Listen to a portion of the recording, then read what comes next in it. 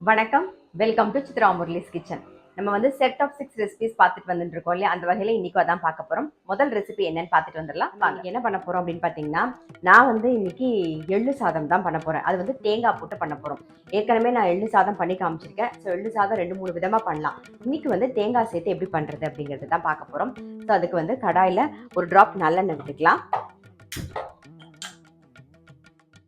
இந்த பக்கம் வந்து ஒரு கப் அரிசி வந்து நல்லா உதிரா சாதம் வந்து வடிச்சு ரெடியா எடுத்து வச்சிருக்கேன் நான்.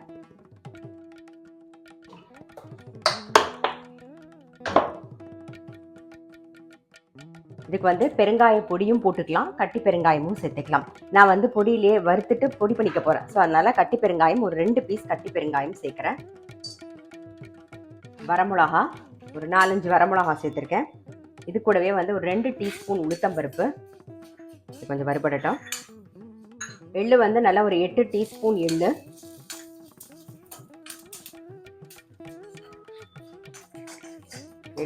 எள்ளு வந்து அந்த சூட்லேயே வந்து வெடிக்க ஆரம்பிச்சிடும் பாருங்க. நல்லா எள்ளு வந்து வெடிக்க ஆரம்பிச்சிட்டு இப்போ வந்து தேங்காய் சேர்த்துக்கலாம். தேங்காய் வந்து ஒரு 4 டேபிள் ஸ்பூன் தேங்காய். ரொம்ப வறுபடணும்னு அவசியம் இல்லை. தேங்காய் ஆஃப் பண்ணிடலாம். அந்த சூட்லேயே அப்படியே வந்து கலரி விட்டுட்டே இருங்க, அந்த ஈரப்பதம் போயிடும். எள்ளு சாத்துக்கு வறுத்து வச்சிருந்தது நல்லா ஆறிடுத்து. இப்போ மிக்சி ஜாரில் மாற்றிக்கலாம். பாருங்க, ஒரு ஓட்டியாச்சு. இப்போ இதுக்கு உப்பும் சேர்த்துக்கலாம். சாதம் வடிக்கும் போது ஆல்ரெடி உப்பு சேர்த்துருக்கேன். பட் இந்த பொடியில் உப்பு சேர்க்கும் போது தான் ரெண்டும் சேர்ந்து மிக்ஸ் ஆகும்போது நல்லாயிருக்கும். இப்போ இதில் ஒரே ஒரு ஓட்டிட்டு வந்துடுவோம். இதை எள்ளு பொடி ரெடி ஆகிடுது. இப்போ இதை சாதத்தில் மிக்ஸ் பண்ணிடுவோம். நாம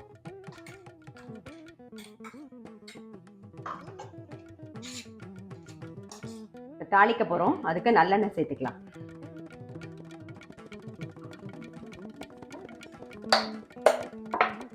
கடுகு, உளுத்தம்பருப்பு,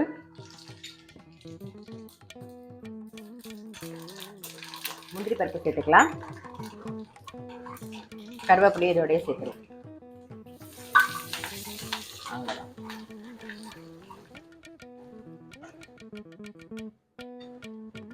நம்ம ரெடி பண்ணி வச்சிருக்கிற எள்ளு சாதத்துல அப்படியே போட்டு மிக்ஸ் பண்ண வேண்டியதுதான்.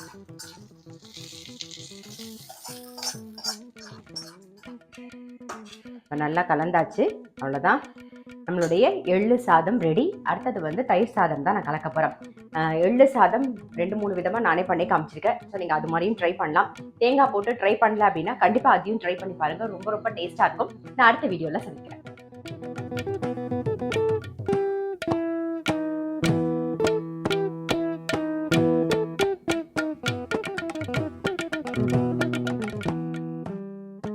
அடுத்து என்ன ரெசிபின்னு பார்க்கலாம். இன்னைக்கு நம்ம என்ன பார்க்க போறோம் அப்படின்னு பார்த்தீங்கன்னா, தேங்காய் சாதம். எல்லாரும் தேங்காய் சாதம் பண்றது தான். பட் நான் எப்படி பண்றேனோ அது உங்க கூட ஷேர் பண்ணிக்க போறேன். ஆல்ரெடி ஷேர் பண்ணியிருக்கேன். ஸோ பார்க்கல. ஏன்னா இப்போ பார்த்தீங்கன்னா வந்து உங்களுக்கு ரொம்பவே டிஃப்ரெண்டா இருக்கும். தேங்காய் சாதம் வந்து நல்ல வெளவெளேன்னு இருந்தால் தான் நல்லா டேஸ்டாகவும் இருக்கும், பார்க்கறதுக்கும் அழகா இருக்கும். அதே மாதிரி நான் வந்து தேங்காய் சாதத்துல மிளகு பொடி போட்டு செய்வேன். அது இன்னுமே நல்லா டேஸ்டா இருக்கும். இன்னைக்கு அப்படிதான் பண்ண போறோம். நடுப்புல கடாய் மட்டும் வச்சிருக்கேன், இன்னும் எண்ணெய் விடலை. அதே மாதிரி தேங்காய் எண்ணெயிலே பண்ணுங்க, அதான் நல்லா இருக்கும் தேங்காய் சாதம். இப்போ தேங்காய் எண்ணெய் சேர்த்துக்கலாம். நல்லா காஞ்சிடுது. ஸோ கடுகு, உளுத்தம்பருப்பு செவந்தெடுத்து முந்திரி பருப்பு சேர்த்துக்கலாம். நான் வந்து ஒரு 2 பச்சை மிளகா கட் பண்ணி வச்சிருக்கேன். கொஞ்சம் கருவேப்பிலையும் எடுத்து வச்சிருக்கேன். ஏற்கனவே வந்து நம்ம சாதம் வந்து உதிரா பாருங்க வடிச்சு ரெடியா வச்சிருக்கோம். இதுல ஏற்கனவே உப்பு போட்டிருக்கோம். தேங்காயை லைட்டா தான் வறுக்க போறோம். ஸோ அப்ப வந்து உப்பு சேர்த்துக்க போறோம். இதுலயே நான் வந்து பச்சை மிளகாயும் கருவேப்பிலையும் சேர்த்தேன்.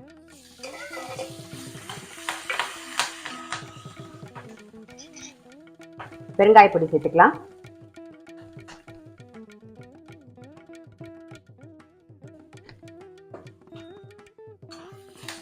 தேங்காய் நல்லா ஒரு மூடி தேங்காய் மேல இருக்கிற அந்த ஒயிட்டா திருவிக்கோங்க. அந்த ஓடெல்லாம் வராம நல்லா வெள்ளவெளேன்னு இருந்தா தான் நல்லா இருக்கும். நான் வெள்ளவெளேன்னு திருவி எடுத்து வச்சிருக்கேன்.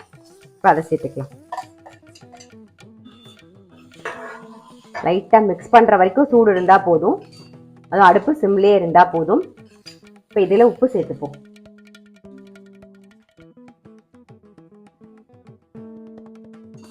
அவ்வளோதான். ஜஸ்ட் மிக்ஸ் பண்ணிட்டு ஆஃப் பண்ணிடலாம். நம்ம மேலாக வந்து நெய் விட்டு போகிறோம். இதில் இதை ஆஃப் பண்ணிவிட்டு இப்போ இதில் ஒரே ஒரு ஸ்பூன் வந்து நெய் விட போகிறேன். அப்புறம் மிளகு பொடி சேர்க்க போகிறேன். ஃபர்ஸ்ட் மிளகு பொடி சேர்த்துருவோம், அப்புறமா நெய்யை சேர்த்துக்கலாம்.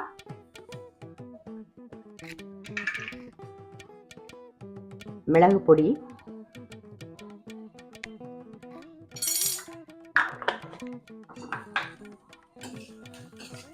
இந்த மிளகோட டேஸ்ட் தெரியணும், பட் கலர் ரொம்ப மாறக்கூடாது. நெய் வந்து நல்ல ஒரு 2 ஸ்பூன் நெய் விடுறேன். நெய் விட்டுட்டு நல்லா மிக்ஸ் பண்ணிக்கலாம். இப்போ இது வந்து நம்ம இங்கே வீட்டில் சாப்பிட்றதா இருந்ததுன்னா தேங்காய் இந்த அளவுக்கு சும்மா லைட்டாக அந்த தேங்காய் எண்ணெயில் பெரட்டினா போதும். நம்ம ஸ்கூலுக்கு கொடுக்குற மாதிரி இருந்தால் மட்டும்தான் கொஞ்சம் வந்து தேங்காயை வறுத்துக்கணும், ஏன்னா கெட்டு போகாமல் இருக்கிறதுக்காக வறுத்துக்கணும். அதே மாதிரி மிளகு பொடி போடலாமான்னு கேட்பீங்க. மிளகு பொடியும் போட்டு இந்த நெய்யும் ஒரு ஸ்பூன் விட்டு நீங்கள் பண்ணி பாருங்களேன். தேங்காய் சாதம் அவ்வளோ வாசனையாக நல்லா தேவாமிர்தமாக இருக்கும். இந்த பிரசாதம் சொல்கிறோம் பார்த்தீங்களா, ஸோ அது ரொம்பவே ஆப்டாக இருக்கும் அந்த மிளகு பொடியும் நெய்யும் சேர்க்கும் போது. இப்போ சாதத்தில் இதை மிக்ஸ் பண்ணிடலாம். ஆல்ரெடி நான் சொன்ன மாதிரி சாதத்தில் உப்பு போட்டிருக்கேன், அப்புறம் தேங்காய் லைட்டாக வறுக்கும் போது உப்பு போட்டிருக்கோம். அதனால ரெண்டும் மிக்ஸ் ஆகும்போது கரெக்டாக இருக்கும்.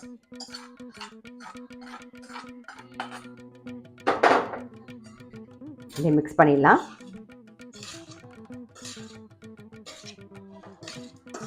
பாருங்க, நல்லா கலந்து விட்டாச்சு.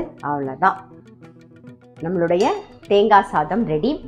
நான் சொன்ன மாதிரி மிளகு பொடியும் நெய்யும் சேர்த்து தேங்காய் சாதம் இது வரைக்கும் ட்ரை பண்ணி பார்க்கல அப்படின்னா கண்டிப்பாக ட்ரை பண்ணி பாருங்க. ரொம்ப ரொம்ப டேஸ்ட்டாக இருக்கும்.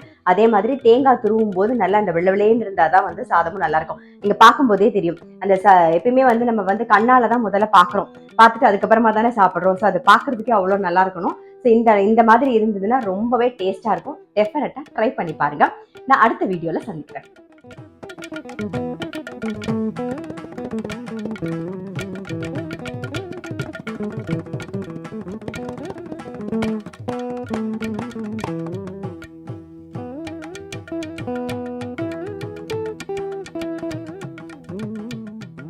அடுத்து என்ன ரெசிபின்னு பார்க்கலாம். நம்ம என்ன பண்ண போறோம் அப்படின்னு பார்த்தீங்கன்னா, பருப்பு பொங்கல் எப்படி பண்றதுன்னு தான் பார்க்க போறோம்.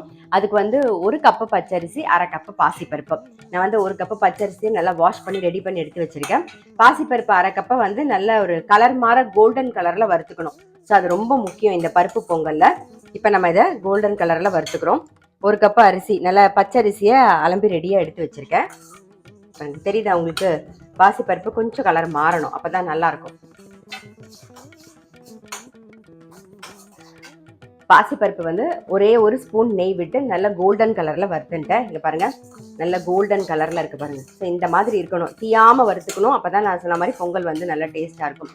ஸோ இப்போ இந்த பக்கம் வந்து நல்ல ஒரு 4 கப்பு தண்ணி கொதிக்க வச்சிருக்கேன். ஃபர்ஸ்ட் வந்து வறுத்த பாசிப்பருப்பை சேர்த்து அது 3/4 பாகம் வேகட்டும். அதுக்கப்புறமா நம்ம வந்து அரிசி சேர்த்துக்கலாம்.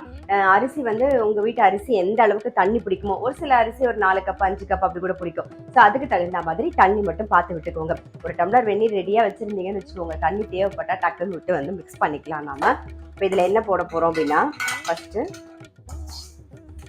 பாசிப்பருப்பை சேர்த்துடலாம்.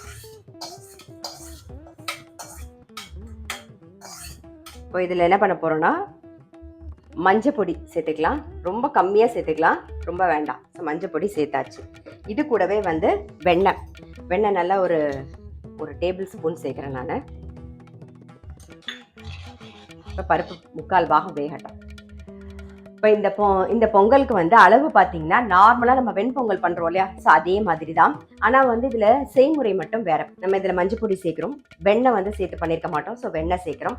அது தவிர வந்து மிளகு, சீரகம், இஞ்சி எல்லாம் பச்சையாக சேர்த்து அதுலேயே நல்லா கொதித்து அந்த வாசனை அதில் இறங்குற மாதிரி பண்ண போகிறோம். லாஸ்ட்டாக பார்த்தீங்கன்னா தேங்காய் சேர்க்க போகிறோம். இதில் வந்து ரொம்ப டிஃப்ரெண்ட்டாக இருக்கும். அந்த தேங்காய் வந்து லாஸ்ட்டாக போட்டு நல்லா கலரிட்டு சிம்மில் வச்சு ஒரு 2 நிமிஷம் மூடி வச்சுட்டு அதுக்கப்புறம் ஆஃப் பண்ணிவிட்டு சாப்பிட்டு பார்த்தீங்கன்னு வச்சுக்கோங்க, அவ்வளோ டேஸ்ட்டாக இருக்கும். எப்பயும் போல் வந்து நெய்யில் முந்திரி பருப்பு வறுத்து லாஸ்ட்டாக போட போகிறோம். அவ்வளோதான். இதில் செய்முறை வேறு, ஆனால் வந்து டேஸ்ட் வந்து ரொம்ப நல்லாயிருக்கும். அது மாதிரி இதுக்கு தொட்டுக்கிறதுக்கு வந்து சாம்பார், சட்னி இதெல்லாமே வந்து நல்ல பெஸ்ட் காம்பினேஷன், ரொம்பவே சூப்பராக இருக்கும். இந்த மாதிரி டெஃபினட்டாக பொங்கல் ட்ரை பண்ணலன்னா அப்படின்னா ட்ரை பண்ணி பாருங்கள், ரொம்பவே நல்லாயிருக்கும். பாசிப்பருப்பு ஒரு 3/4 பாகம் வந்துருக்கான்னு பார்ப்போம். பாருங்க, பாசிப்பருப்பு ஒரு 3/4 பாகம் வெந்திருக்கு. இப்ப அரிசியை சேர்த்துடலாம். இது ரெண்டும் சேர்ந்து நல்லா வேகட்டும். உப்பு நம்ம சேர்க்கல, நல்லா அரிசி பருப்பெல்லாம் சேர்ந்து நல்லா வெந்து வரும்போது லாஸ்டா நம்ம உப்பு சேர்த்துக்கலாம். அதே மாதிரி பெருங்காயமும் நம்ம லாஸ்டா தான் சேர்க்க போறோம். இது வேகட்டும். இப்போ வந்து சாதம் வந்து ஒரு 3/4 பாகம் வெந்திருக்கு. பாருங்க தெரியுதா, பருப்பும் சாதமும் சேர்ந்து ஒரு அரிசியும் சேர்ந்து ஒரு 3/4 பாகம் வெந்திருக்கு. இந்த சமயத்துல மிளகு சேர்த்துக்கலாம். அப்படியே போட வேண்டியதுதான் மிளகு. அப்புறம் சீரகம்.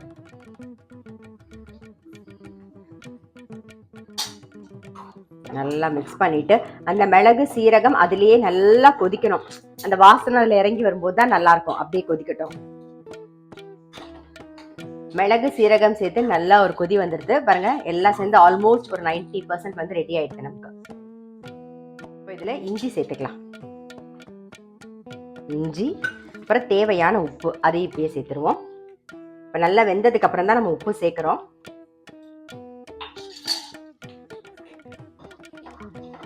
நம்மளுடைய பொங்கல், பருப்பு பொங்கல் வந்து ரெடி ஆயிடுத்து பாருங்க. இப்போ என்ன பண்ண போறோம்னா ஆஃப் பண்ணிடலாம். நம்ம ஆஃப் பண்ணிட்டு பெருங்காய தண்ணி கரைச்சி வச்சிருக்கேன் நான். பெருங்காயம், கட்டி பெருங்காயம் கரைச்சி வச்சிருக்கேன். சாதம் சேர்க்கிறேன். மேலாக பெருங்காயம் விட்டாதான் உங்களுக்கு அந்த வாசனை வரும், நல்லா இருக்கும். அப்பதான் கடைசியில லாஸ்டா உப்பு கூட நல்லா வெந்ததுக்கு அப்புறம் உப்பு சேர்க்கணும். அதுக்கப்புறம் ஒரு கொதி வந்ததுக்கு அப்புறமா பெருங்காயம் லாஸ்டா சேர்த்துட்டு இறக்கும் போது நல்ல வாசனையா இருக்கும். இப்ப இதுல என்ன பண்ண போறோம்னா நெய் சேர்த்துக்கலாம். நெய் வந்து நான் ஒரு 2 ஸ்பூன் சேர்க்கிறேன். ஃபர்ஸ்ட் இதை ஒரு மிக்ஸ் பண்ணிப்போம். இந்த பக்கம் வந்து கடாயில நெய் விட்டுருக்கேன். அதுல முந்திரி பருப்பை வறுத்து சேர்த்துடலாம். ஃபர்ஸ்ட் முந்திரி பருப்பை போட்டுரும். இப்போ என்ன பண்ண போறோம்னா தேங்காய், நல்லா ஒரு கப்புக்கு தேங்காய் சேர்க்கிறேன். தேங்காய் சேர்த்து நல்லா மிக்ஸ் பண்ணிட்டு அந்த சூட்லயே அப்படியே மூடி வச்சிடலாம். வெங்கலப்பானைங்கிறதுனால நல்ல சூடு இருக்கும், ஹீட் இருக்கும் அதுல. அதனால பாருங்க நல்லா மிக்ஸ் பண்ணிட்டு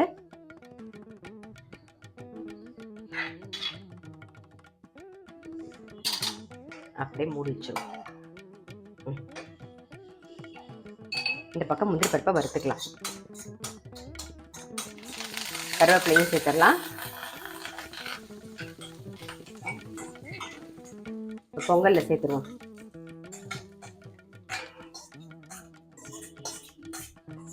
அவ்வளோதான். ஜஸ்ட் ஒரு மிக்ஸ் பண்ணிடலாம்.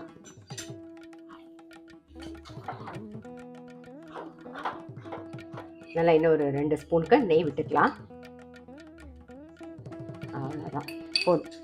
நம்மளுடைய பருப்பு பொங்கல் ரெடி. ஜஸ்ட் ஒரு மிக்ஸ் மட்டும் பண்ணிடுறேன். நம்மளுடைய பருப்பு பொங்கல் ரெடி. இது ஆல்மோஸ்ட் வெண்பொங்கல் மாதிரி தான், ஆனால் அதில் செய்முறை மட்டும் டிஃப்ரெண்ட்டாக இருக்கும். இதில் நம்ம வந்து வெண்ணெய் சேர்த்துருக்கோம், அதே மாதிரி தேங்காய் சேர்க்குறோம், மிளகு சீரகம் இஞ்சி எல்லாம் பச்சையாக சேர்க்குறோம் இல்லையா. அதுக்கப்புறம் அதில் கொதிச்சு வரும்போது அந்த வாசனை தான் ரொம்ப ரொம்ப டேஸ்ட்டாக இருக்கும். இந்த மாதிரி ட்ரை பண்ணல அப்படின்னா டெஃபினட்டாக இந்த பருப்பு பொங்கல் ட்ரை பண்ணி பாருங்கள். எல்லாருக்குமே ரொம்ப பிடிக்கும். இது தொட்டு நார்மலாக அப்படியே சாப்பிடவே நல்லா டேஸ்ட்டாக இருக்கும். தொட்டுக்கிறதுக்கு வந்து சாம்பாரோ சட்னியோ தேங்காய் சட்னி எது சாப்பிட்டாலுமே ரொம்ப நல்லாயிருக்கும். டெஃபினட்டாக ட்ரை பண்ணி பாருங்கள். நான் அடுத்த வீடியோவில் சந்திக்கிறேன்.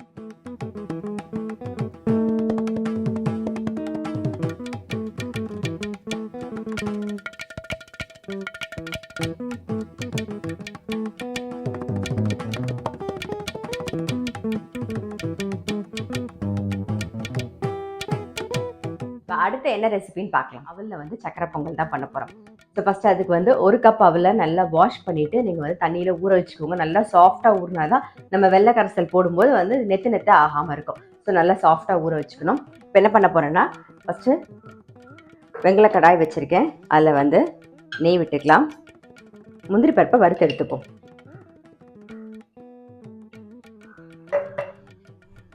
முந்திரி பருப்பை சேர்த்துறேன். முந்திரி பருப்பு எடுத்துடலாம்.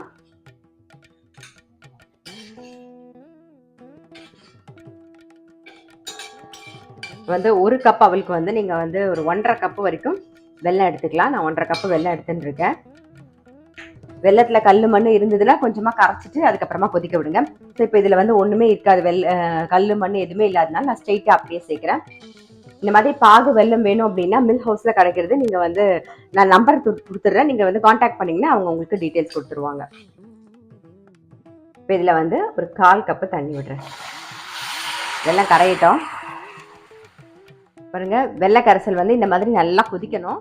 வெள்ளத்தோட பச்சை வாசனை போக இந்த அளவுக்கு நல்லா கொதிக்கணும். ஸோ இப்போ என்ன செய்ய போறோம் அப்படின்னு பார்த்தீங்கன்னா ஏலக்காய், அதாவது ஏலக்காய், ஒரே ஒரு கிராம்பு, ஜாதிக்காய், அப்புறம் பச்சை கற்பூரம் எல்லாம் சேர்த்து பொடி பண்ணி ரெடியாக எடுத்து வச்சிருக்கேன். ஸோ இப்போ இதை சேர்த்துக்கலாம். நாம ஏலக்காய், கிராம்பு, ஜாதிக்காய், பச்சை கற்பூரம் 4த்தையும் சேர்த்து பொடி பண்ணது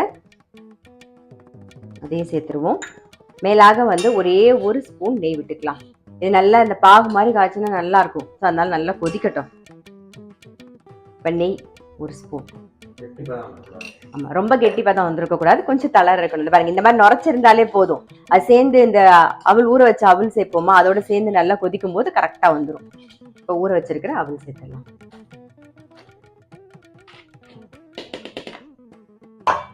நல்லா கலரி விட்டுருவோம்.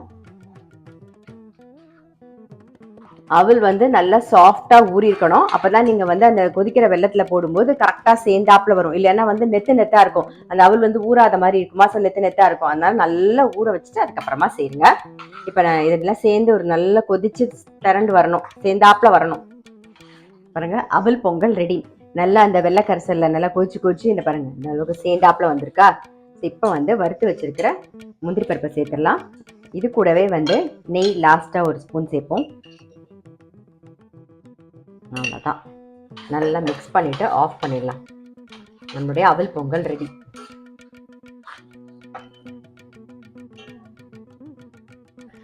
நம்மளுடைய அவல் பொங்கல் ரெடி. கண்டிப்பா ட்ரை பண்ணி பாருங்க. ரொம்ப ரொம்ப டேஸ்டா இருக்கும். நான் சொன்ன மாதிரி நல்ல அந்த வெள்ளைக்கரசல் வந்து பச்சை வாசனை போக கொதிக்கணும்.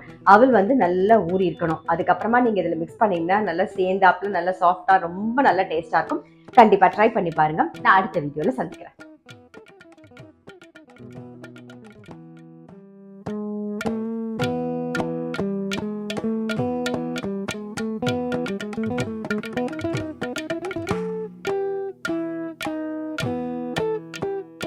அடுத்து என்ன ரெசிபின்னு பார்க்கலாம். உளுந்து பொடி சாதம் தான் பண்ண போகிறோம். ஸோ அதுக்கு கடாயில் எண்ணெய் விட்டுருக்கு, அது காஞ்சின்னு இருக்கு. வறுத்துக்க வேண்டியதெல்லாம் என்னென்னு பார்த்துடலாம். கட்டி பெருங்காயம் ஒரு 2 பீஸ் அந்த எண்ணெயில் லைட்டாக பொடியட்டும். அப்புறம் காரத்துக்கு மிளகு மட்டும்தான் நம்ம போட போகிறோம். மிளகு வந்து நல்லா ஒரு ஃபுல் டீஸ்பூன் போடுறோம். வரமிளகா சேர்க்க வேண்டாம், மிளகு பொடியோட காரத்தோட ரொம்பவே நல்லாயிருக்கும். ஸோ மிளகு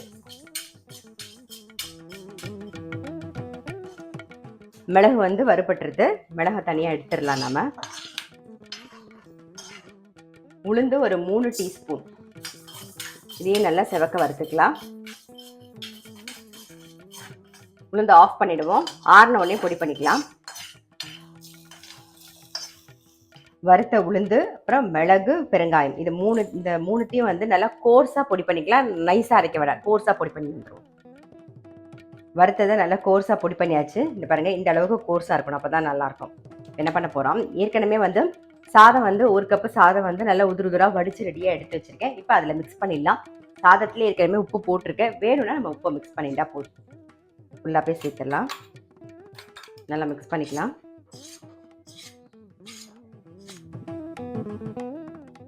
பொடி போட்டு நல்லா மிக்ஸ் பண்ணியாச்சு.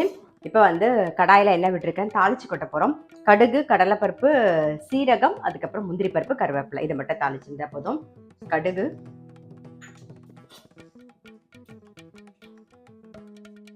கடலைப்பருப்பு சேர்த்துக்கலாம். முந்திரி பருப்பு, சீரகம், கொஞ்சம் கருவேப்பிலை சேர்த்துக்கலாம்.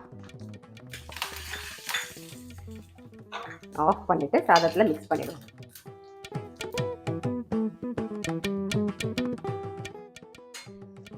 நம்மளுடைய உளுந்து பொடி சாதம் ரெடி. ஸோ கண்டிப்பாக ட்ரை பண்ணி பாருங்க. இந்த உளுந்து பொடி சாதத்தில் மிளகோட காரம் மட்டும் போட்டு பண்ணி பாருங்க. ரொம்ப ரொம்ப டேஸ்டாக இருக்கும். நான் அடுத்த வீடியோவில் சந்திக்கிறேன்.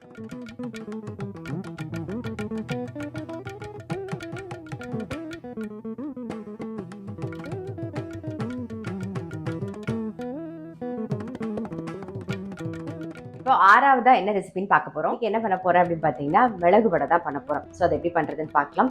அதுக்கு வந்து 1 கப்பு உளுந்து வந்து நல்லா ஒரு மணி நேரம் ஊற வச்சு தண்ணியெல்லாம் வடிய விட்டு எடுத்து வச்சுருக்கேன். இதை வந்து நல்லா கோர்ஸாக அரைச்சிக்க போகிறோம். இங்கே பாருங்கள், நல்லா ஒரு மணி நேரம் ஊறி தண்ணியே இல்லாமல் இருக்குது பாருங்கள். இதை தண்ணியே விடாமல் கோர்ஸாக அரைச்சி எடுத்துகிட்டு வந்துடலாம்.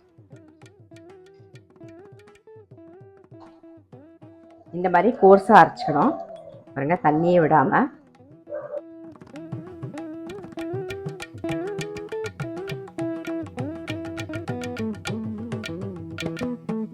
எல்லாத்தையும் அரைச்சாச்சு. ஃபர்ஸ்ட் ஒரு பவுலில் மாற்றிடுவோம்.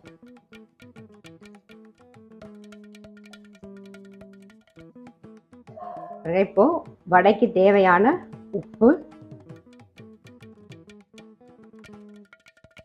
மிளகு வந்து கோர்ஸா பொடி பண்ணி வச்சிருக்கேன். இப்போ அதையும் சேர்த்துக்கலாம்.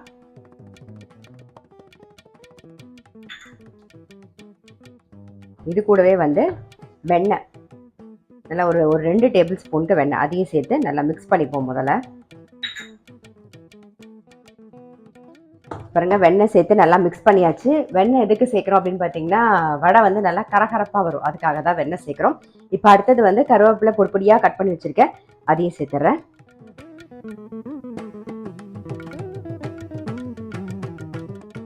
பாருங்க, நல்லா வந்து மிக்ஸ் பண்ணிண்டாச்சு, கலந்துண்டாச்சு. என்ன பண்ண போகிறோன்னா, தண்ணியை கையில் தொட்டுண்டு பாருங்க, ஒரு பட்டர் பேப்பரில்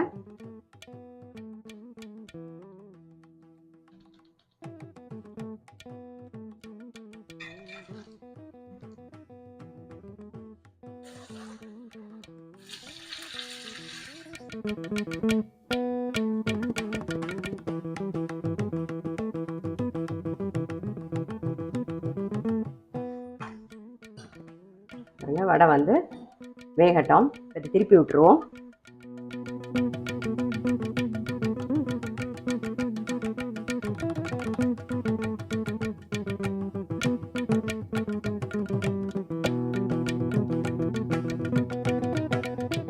எடுத்துடலாம். அடுத்த இடம்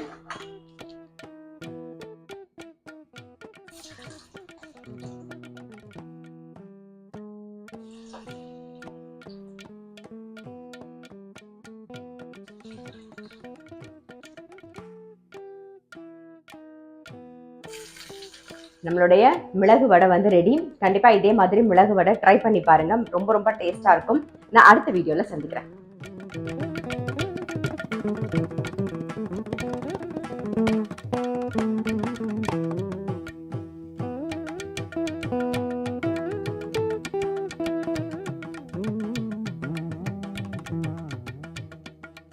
ஆறு ரெசிபியும் பார்த்துருப்பீங்க. கண்டிப்பாக உங்கள் எல்லாருக்குமே ரொம்ப பிடிச்சிருக்கும். கண்டிப்பாக ட்ரை பண்ணி பாருங்க. நான் அடுத்த ஒரு செட் ஆஃப் 6 ரெசிபியோட உங்களை சந்திக்கிறேன்.